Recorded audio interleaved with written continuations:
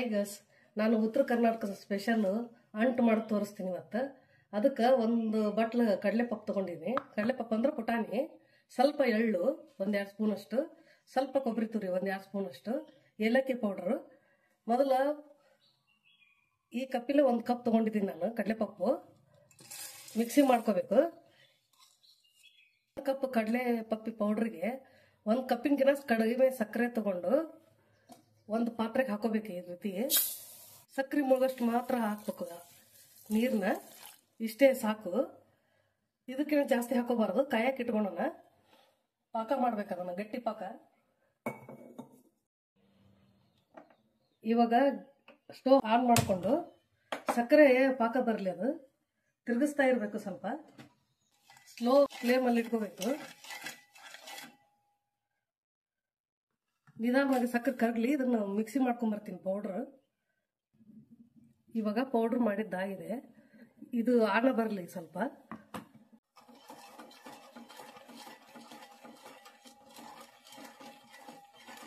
ಕೈಯಾಡಿಸ್ಲಿಕ್ಕಂದ್ರೆ ತಳ ಹಿಡಿದಿತ್ತು.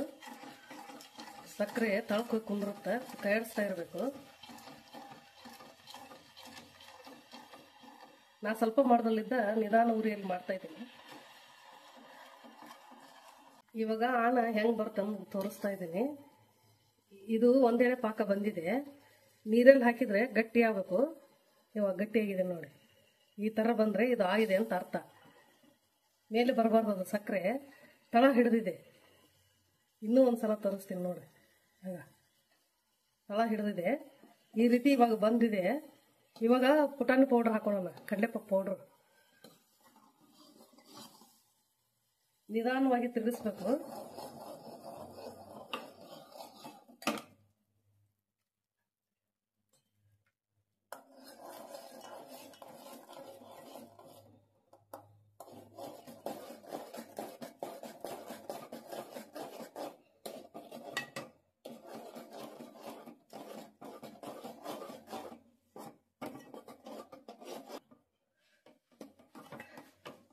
ಇವಾಗ ಇದಾಗಿದೆ. ಇದು ಸ್ವಲ್ಪ ಕೊಬ್ಬರಿ ಹಾಕೋಣ.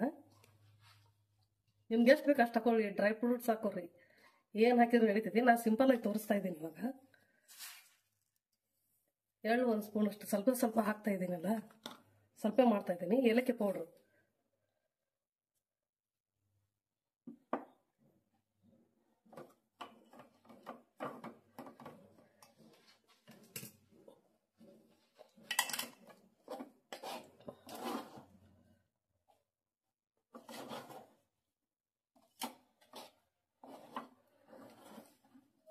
ಒಂದು ತಟ್ಟೆಗೆ ತುಪ್ಪ ಹಾಕಿ ಸೌರಿ ರೆಡಿ ಮಾಡಿದ್ದನ್ನ ಅದಕ್ಕೆ ಹಾಕೋಬೇಕು. ಸಡನ್ ಆಗಿ ಹಾಕೋಬೇಕು, ಇಲ್ಲಾಂದ್ರೆ ಗಟ್ಟಿ ಹೋಗುತ್ತೆ ಪಾಕ.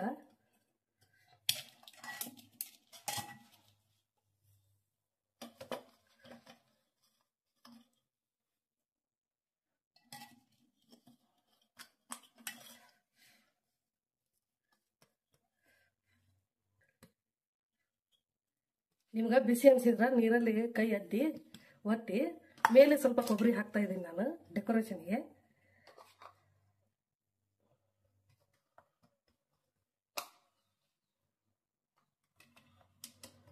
ಸ್ವಲ್ಪ ಎಳ್ಳು,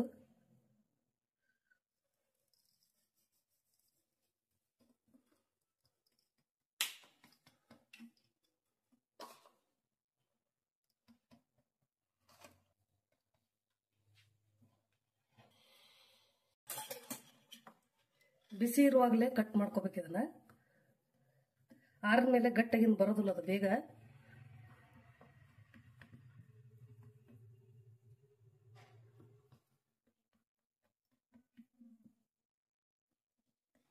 ಇವಾಗ ಕಟ್ ಮಾಡಿದ್ದಾಗಿದೆ.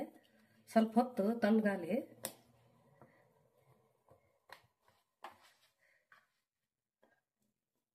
ಸ್ವಲ್ಪ ಹೊತ್ತು ತಣ್ಣಗಾಕ್ಬಿಡೋಣ.